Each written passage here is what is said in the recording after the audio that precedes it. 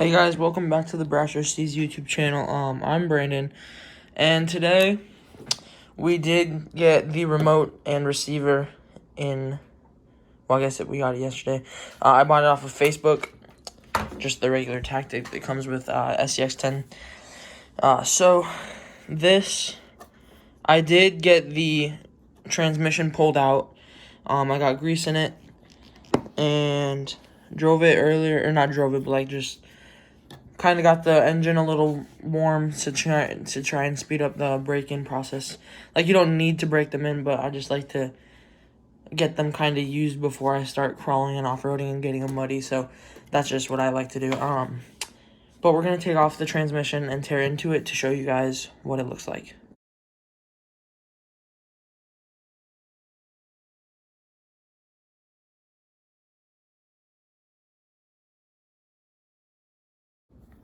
Alrighty guys, so now we got the transmission out.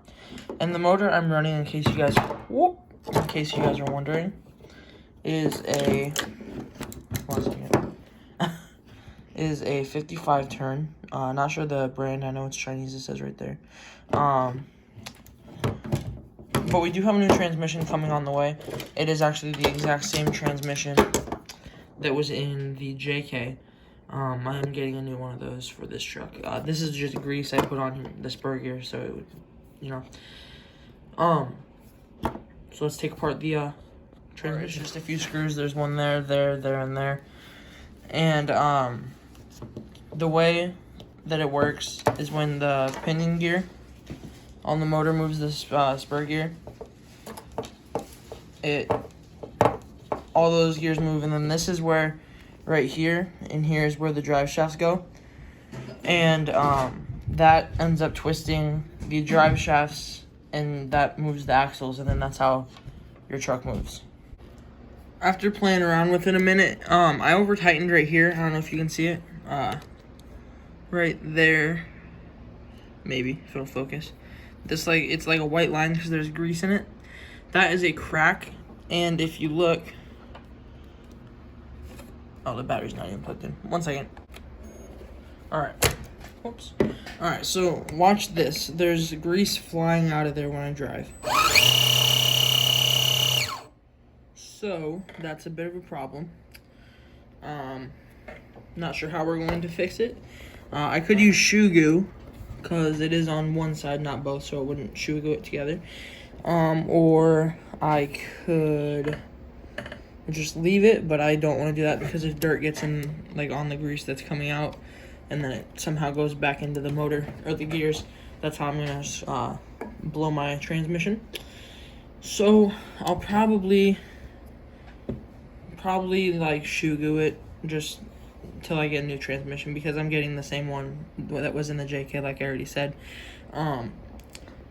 So it's not too big of a deal, but it just kind of sucks. I'm not sure if it's not really doing it anymore, but yeah. But so I'm gonna demonstrate with it put together. So there's the pinion gear. It's moving this spur gear. The spur gear is moving all these gears inside. And then it's moving this and this, which is where the drive shafts would go. And then it makes the drive shafts turn when it's connected to this type of thing on a axle. And then it twists all the gears in the axle into the shaft and then out to the wheel, so you get your movement. So that's how that works. Alright guys, so now it's the next day. It's actually morning. And we're gonna talk about this real quick. If you guys remember, this whole corner right here was chopped off because I broke it on the windshield. But I did make a new one. It's not the hard plastic like what it is on like these windows. But I did use I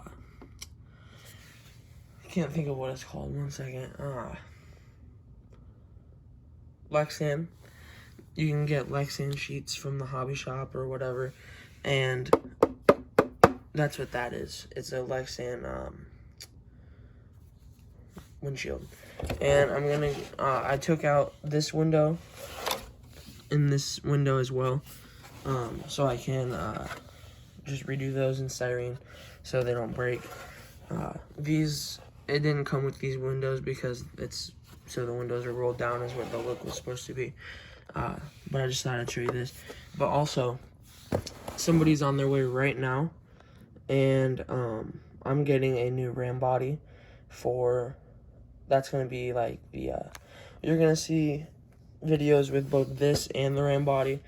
But I'm not going to be as afraid to like do major crawling with the ram body just because it's not going to be as expensive. So, yeah. Alrighty, guys. So I got the body now. It's clear. There's no paint, so you can't see exactly what it looks like. But it is the Proline Ram body, and it's got the the back is so you can run a spare tire, and that's what I'll be doing. And here's all the sticker sheets and everything. The part number, if you guys want this body, is 3434-00. And I cannot wait to get it painted. I'm gonna get mirrors too, because it's gonna look way better with mirrors. So, yeah.